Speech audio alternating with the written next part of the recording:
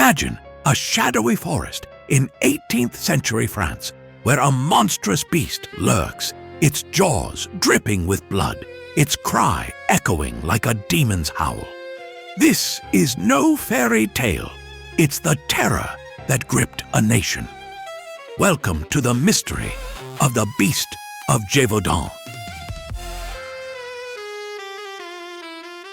This is Tom Mackenzie, and you are listening to Unexplained History. If you are enjoying this show, make sure to subscribe on all major platforms like Apple, Spotify, and Spreaker. And if you want more unexplained content, swing by our website at unexplained.co. In the rugged hills of southern France, during the summer of 1764, terror descended upon the rural province of Gévaudan. It began with a young shepherdess tending her flock in a misty meadow. Suddenly, a massive shape burst from the underbrush, a creature unlike any wolf the villagers had ever seen. Its jaw was enormous, protruding like that of a hyena, with teeth that gleamed wickedly in the fading light. Its ears stood tall and pointed, not rounded like a dog's, and its fur was a mottled reddish-brown, striped with black along its spine. But it was the cry that chilled the blood, a guttural, almost human wail that pierced the night. The beast attacked with savage fury, tearing into flesh not for food, but seemingly for the sheer horror of it. The girl fought back with her staff, but others were not so lucky. Reports flooded in, mangled bodies discovered in the fields, throats ripped open, limbs scattered. Over 100 victims, mostly women and children, fell to this unrelenting predator between 1764 and 1767. Eyewitnesses described a beast as large as a calf, with a long tail that whipped like a lash and eyes that glowed with an unnatural fire. It moved with terrifying speed, dodging bullets and vanishing into the fog-shrouded woods. Was it a monstrous wolf, escaped from some exotic menagerie? Or something far more sinister? A werewolf, as the superstitious peasants whispered in their huddled cottages. The panic spread like wildfire. King Louis XV himself took notice, dispatching royal hunters and dragoons to Gévaudan. Rewards were offered, vast sums for the beast's head. Professional wolf hunters, armed with silver bullets and blessed daggers, combed the forests. Yet the killings continued, each more gruesome than the last. One account spoke of the creature standing on its hind legs, towering over its prey, its massive paws slashing with claws like scythes. Its breath was hot and fetid, carrying the stench of decay. Villagers barricaded their doors at dusk, prayers mingling with the distant howls that seemed to mock their fear. Newspapers across Europe sensationalized the tale, dubbing it the Beast of Gévaudan. Theories abounded: a hybrid of wolf and dog, trained to kill by a vengeful madman, or perhaps a surviving prehistoric predator, awakened from the depths of time. The strangeness deepened. The beast ignored livestock, targeting humans with deliberate malice. Bullets struck it, yet it fled unharmed, as if armored by some otherworldly hide. Its tracks were enormous, paw prints defying natural proportions. In 1765, a large wolf was slain, paraded as the culprit. But the attacks persisted, the mystery unresolved. Another beast fell in 1767, and finally, silence. Yet doubts lingered. Was it truly over, or did the horror simply vanish? The Beast of Gévaudan remains an enigma, its true identity shrouded in the mists of history, hinting at forces beyond our understanding. What was this creature that defied explanation and terrorized a nation? The facts are as chilling as they are bizarre. Coming up, we will travel back to the specific era to set the scene and uncover more layers of this unexplained history. Stay tuned.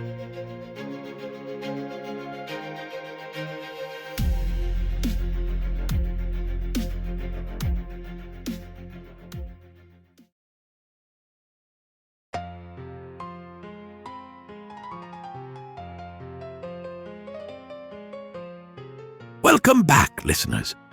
In this segment, we step into the world before the terror began, a forgotten corner of 18th century France, where life was simple, harsh, and steeped in mystery. Picture the rugged landscapes of Gévaudan, a place where whispers of the unknown lurked in the shadows of ancient mountains. Let's dive in. Imagine, if you will, the year is 1764. France slumbers under the reign of King Louis XIV, a monarch whose court in Versailles gleams with opulent excess, far removed from the toiling masses. But our story unfolds not in the gilded halls of Paris, but in the remote, mist-shrouded wilds of south-central France, the region known as Gévaudan. This is a land of stark beauty and unrelenting hardship, stretching across the Margeride Mountains, what we now call the departments of Lozère and parts of Haute-Loire. Here, jagged peaks rise like the spines of forgotten beasts, cloaked in dense forests of pine and beech, where the wind howls through narrow valleys and rivers carve icy paths through granite. The air is crisp, laced with the scent of damp earth and wild herbs, but in winter, it bites with a ferocity that drives even the hardiest souls indoors. Life in Gévaudan is rural, isolated, and bound to the rhythms of the seasons. Villages dot the landscape like scattered pebbles, tiny hamlets of stone cottages with thatched roofs huddled against the mountainsides. The people are peasants, shepherds, and farmers, eking out a living from thin soil and stubborn livestock. Sheep graze on sparse pastures, their bells tinkling faintly in the vast silence, while men and women toil from dawn till dusk, their hands calloused from plowing rocky fields or spinning wool by flickering hearth fires. Social life revolves around the church and the marketplace. Sunday masses where villagers gather in dim, echoing chapels, whispering prayers to saints for protection against the perils of the wild. Local beliefs run deep, a blend of Catholic piety and ancient folklore. Tales of werewolves and forest spirits that haunt the long nights, passed down through generations around crackling fires. This is a pre-revolutionary era, simmering with tensions. The weight of feudal taxes presses heavily on these remote communities, where news from the distant king arrives slowly, carried by weary travelers or royal decrees read aloud in village squares. Resentment festers like a hidden wound against the nobility who own the lands but rarely visit, against the church that demands tithes from meager harvests. Yet in Gévaudan, isolation breeds a fierce independence, a resilience forged in the forge of adversity. The mountains create natural barriers, making the region feel like a world unto itself, where outsiders are rare and suspicions run high. Wolves prowl the edges of settlements, a constant threat to flocks, but they are known enemies, hunted with traps and muskets. The atmosphere is one of quiet endurance, punctuated by festivals of harvest or saints' days, where fiddles play and wine flows, offering brief respite from the grind. But beneath this veneer of normalcy lies a psychological undercurrent of vulnerability. In these isolated rural pockets, fear of the unknown looms large. The vast, untamed wilderness presses in, whispering of dangers unseen. Superstitions thrive in the fog-bound valleys, where a strange howl might be dismissed as wind, or something more sinister. Communities are tight-knit, bound by blood and necessity, yet rumors spread like wildfire through the thin mountain air, amplifying anxieties in the face of hardship. Children are raised on stories of beasts that stalk the night, and adults cross themselves at shadows in the woods. It is a world on the cusp, unaware that soon, an unknown terror will shatter the fragile peace, turning neighbor against neighbor in a haze of dread and desperation. The stage is set in Gévaudan, where the line between myth and reality blurs in the mountain mists.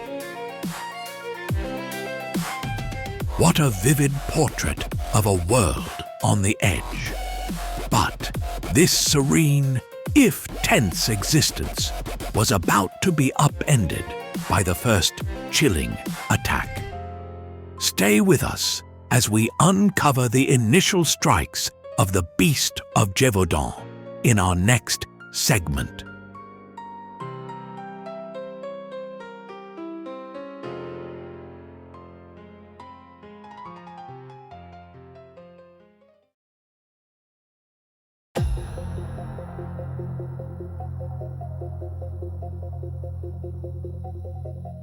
Welcome back to Unexplained History.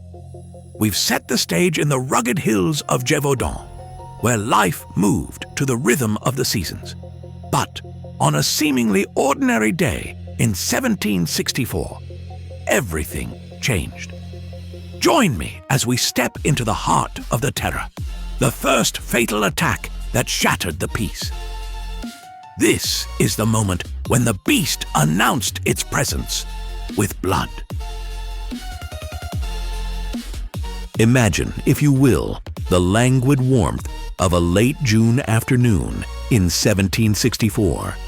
The province of Gévaudan, nestled in the remote highlands of southern France, is a tapestry of rolling hills, dense forests, and scattered hamlets. Sheep graze lazily on the emerald pastures, their bells tinkling softly in the breeze. The air is thick with the scent of wildflowers and fresh earth, a world untouched by the clamor of distant cities. Villagers go about their days with the quiet certainty of rural life, tending flocks, mending fences, sharing stories by the hearth. But beneath this idyllic surface, something stirs in the shadows of the woods. It is June 30th, and the sun hangs low, casting long golden rays over the landscape. In the small village of Les Hubacs, near Langogne, a young girl named Jeanne Boulet, just 14 years old, is out herding her family's sheep. She's familiar with these paths, having walked them countless times. The day feels ordinary. Birds chirp overhead, and the wind whispers through the leaves. Little does she know, this serenity is about to fracture. Word spreads like wildfire through the village. A neighboring shepherd hears the commotion and rushes to the scene, only to find Jeanne's body mauled beyond recognition. Horror grips him. This was no accident, no stray animal. The wounds are savage, deliberate. He sounds the alarm, his voice hoarse with fear, rousing the villagers from their evening routines. Torches flicker to life as men grab pitchforks and muskets, forming a hasty search party. Whispers ripple through the crowd. A wolf? But wolves don't attack like this. Initial disbelief hangs heavy. Surely it's a mistake, a tragic mishap. But as the news travels by horseback to nearby towns, the fear takes root. Priests murmur prayers in the local church, families bar their doors and children are kept indoors. This single act shatters the community's sense of safety, transforming Gévaudan from a peaceful backwater into a land haunted by an unseen terror. Contemporary reports note it as the first recorded fatality, but no one yet knows it's just the beginning. The beast has tasted blood, and it hungers for more.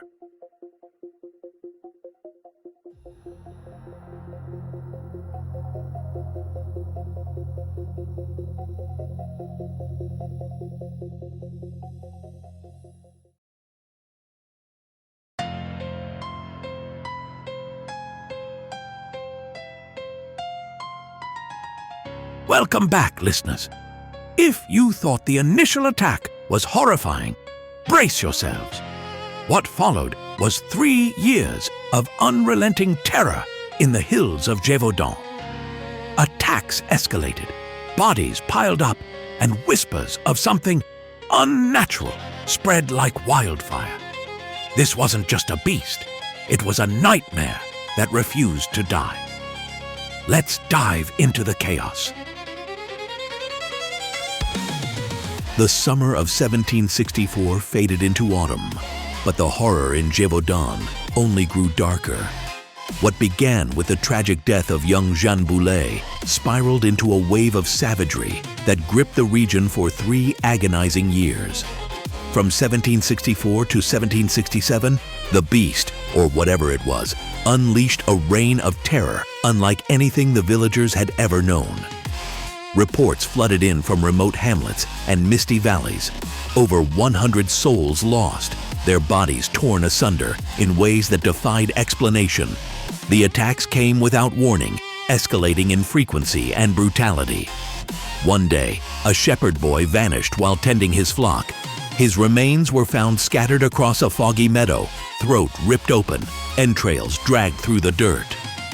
The next, a group of women washing linens by the river screamed as a shadowy form lunged from the underbrush, its jaws clamping down with ferocious power. Panic spread like a plague. Villages that once bustled with life now huddled behind bolted doors as dusk fell. The air, thick with the metallic tang of fear, mingled with the earthy scent of rain-soaked soil and the distant howls that echoed through the nights.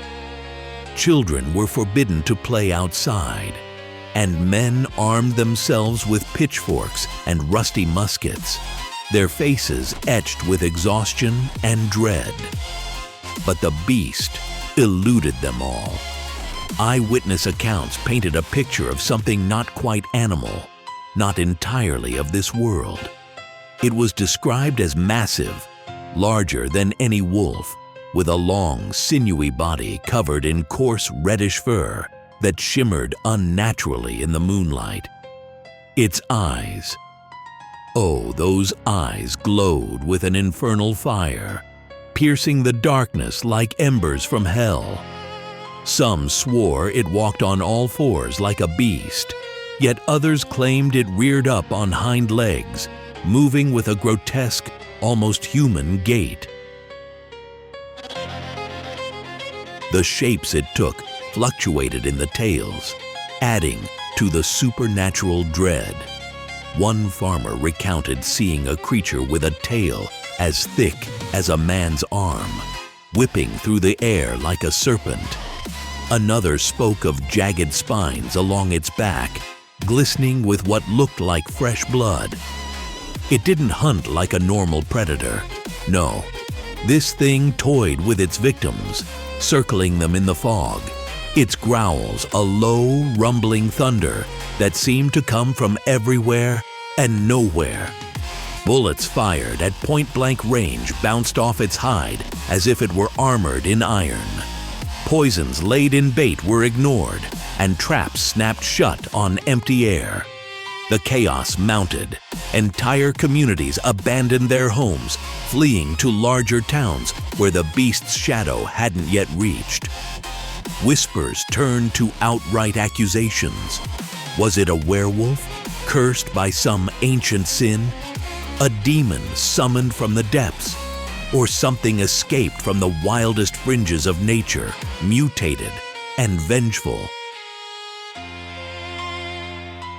By 1767, the death toll had surpassed 100, each loss a fresh wound on the collective soul of Gévaudan. The chaos was palpable, markets empty, fields untended, the once vibrant hills now silent save for the wind carrying echoes of distant cries. Supernatural fear gripped every heart, tales of the beast vanishing into thin air or leaving footprints that ended abruptly as if it had taken flight. Villagers crossed themselves at every shadow, convinced that evil walked among them. The national spotlight only amplified the panic, with gazettes across France printing lurid details, fueling a frenzy that bordered on hysteria. Yet, amidst the terror, questions lingered. What was this thing that defied nature's laws? And who would finally step forward to confront it?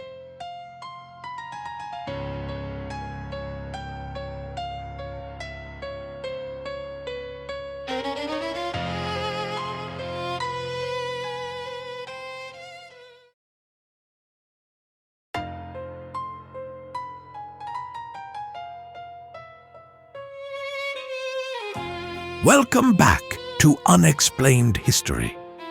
As the beast of Gévaudan terrorized the French countryside, it wasn't just a monster that shaped this dark chapter. It was the people caught in its shadow. From kings to hunters, victims to record keepers, their stories weave the true fabric of this mystery. Let's meet the players who turned fear into legend. Imagine the opulent halls of Versailles, far removed from the misty hills of Gévaudan, yet inescapably linked by whispers of horror. King Louis XV, the well-beloved, sat upon his throne in 1764, a monarch whose reign was marked by extravagance and enlightenment. But beneath the powdered wigs and gilded mirrors, Louis was a man plagued by the burdens of rule. The beast's rampage, devouring peasants in a remote province, threatened not just lives, but the very stability of his kingdom. Why did it capture his attention? Psychological insights suggest a mix of royal duty and personal paranoia. In an era of growing unrest, with the seeds of revolution already sown, an uncontrollable monster symbolized chaos that could undermine his authority. Louis dispatched his finest, royal gun-bearers and dragoons, pouring resources into hunts that became spectacles. His involvement elevated the crisis from local nightmare to national obsession, fueling gazettes and court gossip. Yet, was it genuine concern or a distraction from scandals at home?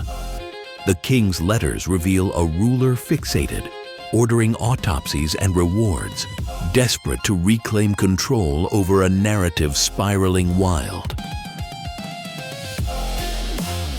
Now, shift your gaze to the rugged terrain of Gévaudan itself, where heroism emerged from the humblest of origins. Jean Chastel, a grizzled hunter born in 1708, was no stranger to the wild. Historical records paint him as a devout Catholic, a man of few words, haunted by personal demons. Rumors swirled of his imprisonment for brawling and whispers of occult dealings. Psychologically, Chastel embodied the archetype of the reluctant savior, isolated, perhaps tormented by guilt over the deaths, including those in his own community. On June 19, 1767, during a hunt organized by the Marquis, Chastel fired his silver bullet, blessed by a priest, or so the legend goes, felling a massive wolf-like creature. The air thick with gunpowder and relief as villagers gathered, their eyes wide with awe. His act ended the terror, but questions linger. Was it skill, divine intervention, or something more sinister? Chastel's stoic demeanor hid depths. He refused the king's reward initially, adding to his enigmatic aura. Through him, the saga gained its folk hero, a symbol of human triumph over the unknown. But let us not forget the innocents, whose tragedies ignited the flame. Jeanne Boulet, a 14-year-old shepherdess, became the symbolic first victim in July 1764. Picture her, alone on a hillside, the wind whispering through wildflowers, sheep grazing peacefully until the shadow fell. Her death, brutal and swift, as recorded in parish registers, sent shockwaves through the region. Psychologically, Jeanne represents the vulnerability of the rural poor, her story evoking maternal fears and communal grief. She wasn't just a name, she was a daughter, her loss humanizing the statistics, fueling the urgency that drew royal eyes. Finally, Roch-Étienne Marin, the royal notary tasked with autopsies.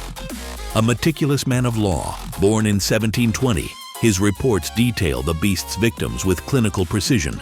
Gaping wounds, devoured organs, yet beneath the ink, one senses horror.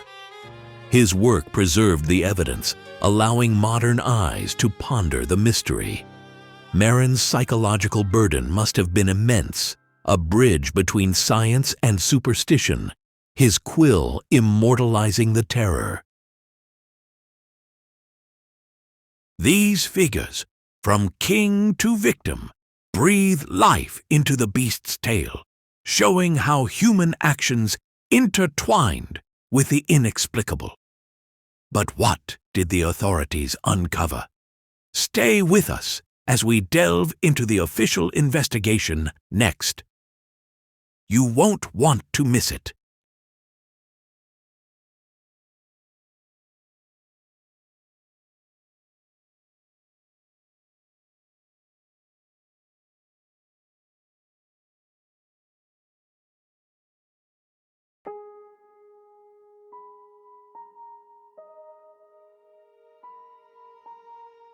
As the terror in Gévaudan escalated, whispers of a monstrous beast reached the ears of the mighty. But what happens when a king decides to intervene? In this segment, we delve into the official report, the crown's methodical but baffled response to the nightmare that gripped the countryside. Stay with us as we uncover the hunts, the autopsies, and the limits of 18th century science. In the shadowed hills of Gévaudan, the attacks continued unabated, a grim tally of death that could no longer be ignored. By 1765, news of the beast had infiltrated the opulent halls of Versailles. King Louis XIV, moved by reports of his subjects' suffering, or perhaps by the embarrassment of unrest in his realm, took decisive action. He dispatched royal troops and seasoned hunters to the region, transforming the rural landscape into a theater of organized pursuit. Imagine the scene. Soldiers in crisp uniforms, their boots crunching on frost-covered paths, muskets at the ready.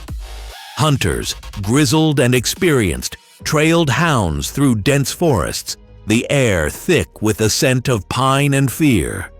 The king's decree was clear: eradicate the threat, restore order. Legal efforts followed suit. Local magistrates issued bounties, high enough to entice even the most reluctant peasants to join the fray.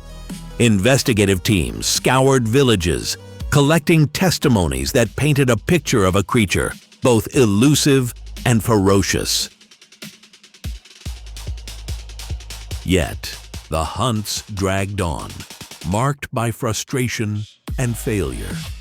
Troops combed the terrain methodically, setting traps and ambushes under the cold gaze of winter moons. Reports from the field were procedural, dry dispatches listing sightings, failed pursuits, and the occasional kill of what seemed like ordinary wolves. But the attacks persisted, baffling officials who clung to the logic of their era. The beast evaded capture, its presence felt in the eerie silence of the woods, broken only by distant howls that sent shivers through the ranks. Emotions ran high among the hunters, a mix of determination and dread, as each expedition returned empty-handed, the weight of royal expectation pressing down like the heavy Gévaudan fog. Legal inquiries delved deeper, with notaries recording autopsies of victims, noting wounds that defied explanation, gashes too wide for a wolf, too precise for a bear. The culmination came on June 19, 1767, in a moment that would etch itself into history. Jean Chastel, a local hunter known for his piety and marksmanship, ventured into the forest near Montmouchet. Armed with a musket loaded with silver bullets, blessed, some say, by a priest, he waited in quiet vigil. The air was still, heavy with anticipation, the underbrush rustling faintly. Then it appeared, a large animal, its form massive and foreboding, eyes gleaming with feral intensity. Chastel fired, the shot echoing through the trees like a thunderclap. The beast fell, its body crumpling to the earth amid a haze of gun smoke. Word spread quickly. Had the nightmare finally ended? The creature was dragged back, its weight straining the horses, as villagers gathered in hushed awe, the scent of blood and fur mingling in the summer air. The very next day, June 20th, 1767, Roch-Étienne Marin, a royal notary and surgeon, conducted the autopsy. In a clinical tone befitting the Enlightenment's rational spirit, Marin's report detailed the findings with meticulous precision. The animal measured over 5 feet long, its fur coarse and gray, jaws lined with formidable teeth. Inside its stomach, remnants of human flesh were discovered, gruesome evidence that seemed to confirm its guilt. Yet, the limits of 18th century science loomed large. No definitive species identification, no explanation for its unusual size or behavior. The report's dry prose masked the bafflement. The beast's anatomy suggests a large wolf, but anomalies persist. Officials declared victory, the king's hunters triumphant at last. But in the quiet corners of Gévaudan, doubts lingered, the atmosphere thick with unresolved mystery, as if the forest itself whispered of something more. The official report painted a picture of resolution, but was the beast truly slain, or did shadows of doubt remain? We've examined the Crown's methodical hunt and the clinical autopsy that followed. Up next, we turn to the skeptical theories that challenge this narrative, questioning if science and reason can fully unravel the enigma of Gévaudan. Don't go away. The truth might be more elusive than we think.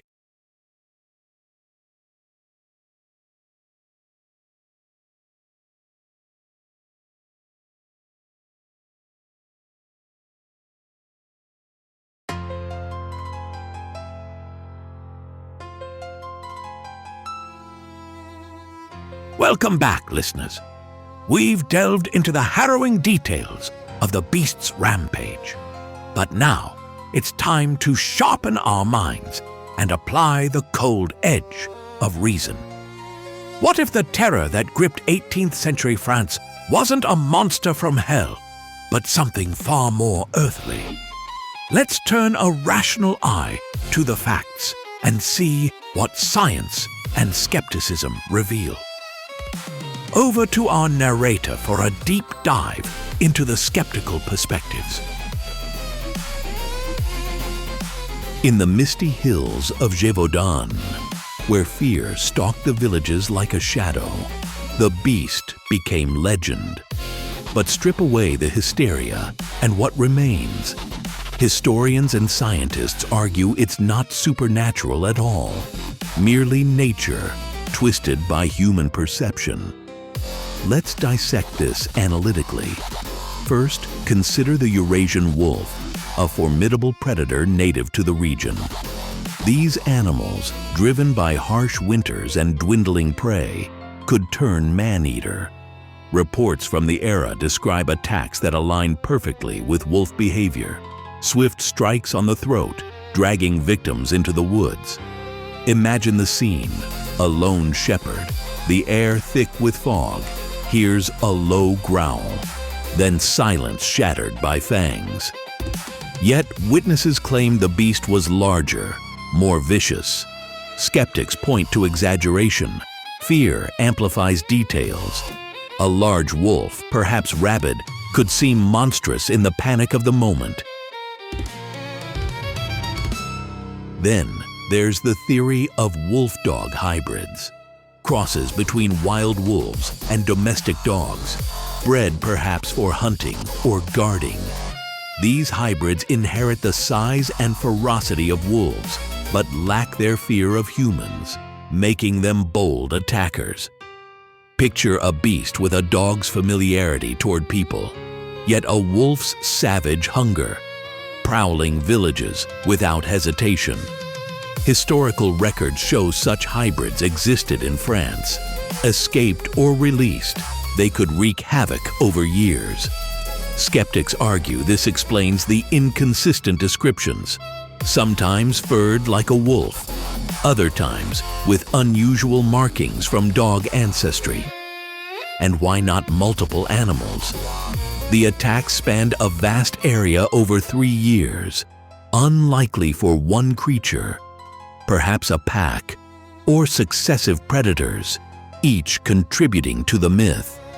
The sensory chaos, screams echoing through valleys, blood-soaked earth underfoot, the metallic tang of fear in the air. Escaped exotic animals add another layer. In the 1760s, nobles collected menageries. A striped hyena or even a young lion could have broken free. Hyenas, with their powerful jaws and eerie laughs, match tales of decapitations and unearthly howls. Imagine villagers, unfamiliar with African beasts, facing a hyena's spotted coat and bone-crushing bite. It would terrify, seeming otherworldly. Lions, too, with manes mistaken for monstrous fur. Skeptics favor these over the supernatural because evidence points to natural causes. Historians note 18th century reporting was flawed. No photography, just word-of-mouth tales inflated by rumor.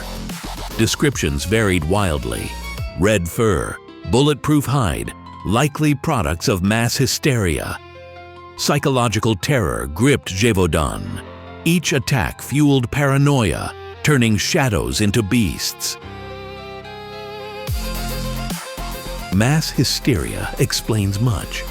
In isolated communities, fear spreads like wildfire, distorting reality. Witnesses, already primed by tales, might misidentify common predators.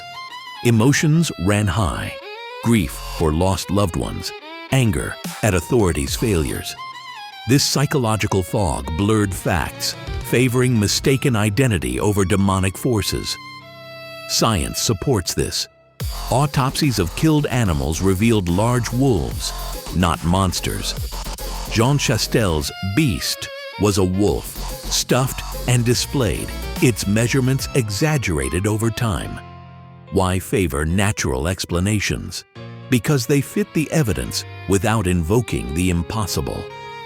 The atmosphere of doubt lingers, sharp as a scalpel, cutting through superstition to reveal the mundane horrors of the wild. Fascinating insights from the rational side. But what if science can't explain everything? Up next, we explore the paranormal theories that suggest the beast was something far beyond the natural world. Stay tuned. You won't want to miss this.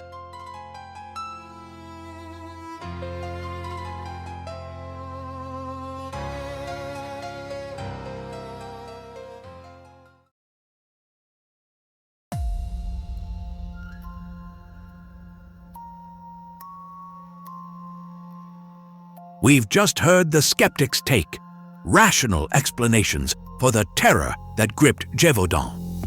But what if there's more to it? What if the beast defies logic, tapping into something supernatural? Let's step into the unknown, where folklore and fringe theories blur the line between myth and reality. Over to our narrator for a deeper dive into the eerie possibilities. Imagine the misty hills of 18th century France, where shadows stretch long under a blood moon. The beast of Gévaudan wasn't just a predator, it was a harbinger of the uncanny. Whispers in the villages spoke of werewolves, cursed souls damned to roam as half man, half wolf. Folklore teems with such tales. Lycanthropes, shapeshifters born from ancient pacts with dark forces. Could the beast have been one? Its attacks were too clever, too vicious, evading hunters with an almost human cunning. Witnesses described a creature with reddish fur, a tail like a lion's, and eyes that glowed with infernal fire, eyes that seemed to know its prey. In the dead of night, as fog cloaked the fields, villagers bolted their doors, murmuring prayers against the loup-garou. The air thick with the scent of damp earth and fear. Each rustle in the underbrush could herald its approach, a low growl echoing like a demonic laugh. But werewolf legends aren't the only fringe theories. Enter the realm of cryptozoology, where unknown beasts lurk in the shadows of science. What if the beast was a surviving relic from prehistory, a cryptid like a dire wolf or an escaped hyena warped by isolation? Its reported size defied known animals, longer than a horse, with jaws that could crush bone in a single snap. Some speculate it was a mesonychid, an ancient hoofed carnivore thought extinct for millennia, somehow enduring in the remote wilds of Gévaudan. Picture it, a beast from the Eocene era, its hide toughened by eons, stalking modern man as if time itself had unraveled. The eerie atmosphere fueled these myths, screams piercing the cold wind, bodies left in grotesque poses as if the creature reveled in the horror. Why did bullets sometimes fail to fell it? Was it armored by supernatural means or simply an evolutionary anomaly? These ideas tap into our psychological need for the fantastic, a way to make sense of unspeakable terror by invoking the impossible. The legends grew, weaving superstition with the supernatural. In an age of enlightenment, the beast reminded humanity of the darkness beyond reason, a symbol of the wild, untamed forces we crave to explain away. Modern cryptozoologists still debate, could DNA from alleged beast relics reveal a lost species? Or was it a demonic entity summoned by forgotten rites in the Gévaudan forests? The air hummed with unease, campfires flickering as storytellers recounted sightings, a shadowy form vanishing into mist, leaving only paw prints that faded like ghosts. This myth-making satisfies our deep-seated hunger for mystery, turning horror into legend. Whether werewolf or cryptid, the beast embodies the thrill of the unknown, a reminder that some shadows in history refuse to be illuminated. Fascinating and chilling perspectives that keep the mystery alive.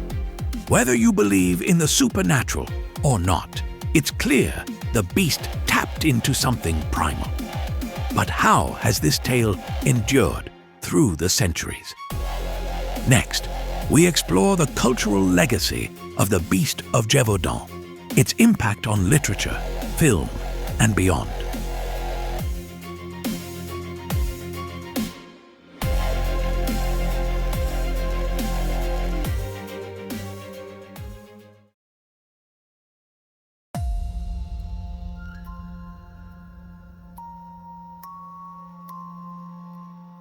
As the echoes of the beast's howls fade into history, its shadow lingers in our collective imagination.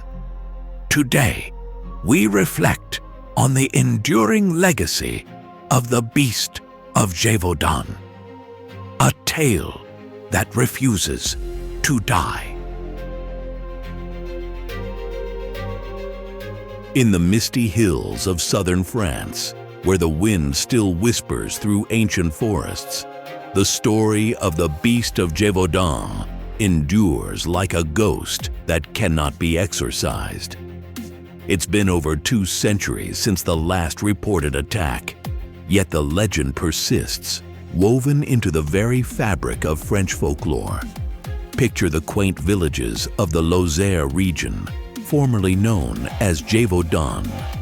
Stone cottages huddled against the chill, locals gathering around flickering hearths to recount tales passed down through generations. The beast isn't just a monster from the past, it's a cultural touchstone, a symbol of the unknown terrors that lurk beyond the safety of civilization.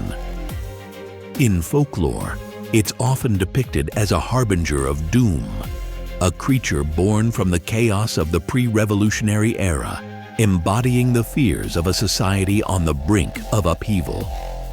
Children are still told bedtime stories where the beast prowls the night, its eyes glowing like embers, a reminder that some mysteries defy explanation.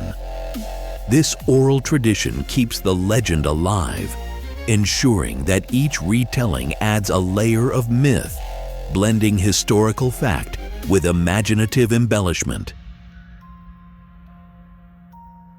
But the beast's influence extends far beyond folklore, infiltrating popular culture like a shadow creeping across a moonlit field. Imagine the silver screen flickering to life with the 2001 film Brotherhood of the Wolf, a cinematic masterpiece that reimagines the events with dramatic flair, martial arts, intrigue, and a monstrous antagonist that captivates audiences worldwide. Bookshelves groan under the weight of novels and historical accounts, from Pierre Porchet's detailed 19th century chronicle to modern thrillers that speculate on the beast's true nature. In the realm of video games, echoes of the legend appear in titles like Assassin's Creed or horror adventures where players hunt cryptic beasts in foggy landscapes, feeling the thrill of the chase that once gripped an entire nation. Even in music and art, the beast inspires, haunting melodies in folk songs and vivid paintings that capture its ferocious form, all contributing to a legacy that transcends time. This permeation into global media demonstrates how a regional terror has become a universal symbol of the enigmatic, drawing in those fascinated by the blurred line between reality and fantasy. Yet, what truly sustains the mystery is its unresolved essence, a puzzle that continues to intrigue cryptozoologists and paranormal enthusiasts alike. Envision dedicated researchers trekking through the rugged terrain of Gévaudan, armed with modern tools, thermal cameras scanning the darkness, DNA samples from ancient bones analyzed in labs, all in pursuit of answers to questions that have lingered for ages. Was it a massive wolf, an escaped hyena, or something more otherworldly? The lack of consensus fuels endless debates in online forums and academic circles, where theories range from escaped exotic animals to shape-shifting werewolves. This fascination speaks to a deeper human need, the allure of the unknown, the comfort in believing that not everything can be neatly explained by science. For paranormal buffs, the beast represents a bridge to the supernatural, a case where history flirts with the impossible. Conferences and documentaries keep the flame burning, drawing crowds eager to dissect eyewitness accounts and ponder what might still roam those hills under the cover of night. The legacy of the beast reminds us that some stories are immortal, haunting us long after the facts fade. But as we wrap up this reflection, it's time to draw our investigation to a close. Join us in the conclusion, where we tie up the loose ends of this enigmatic tale.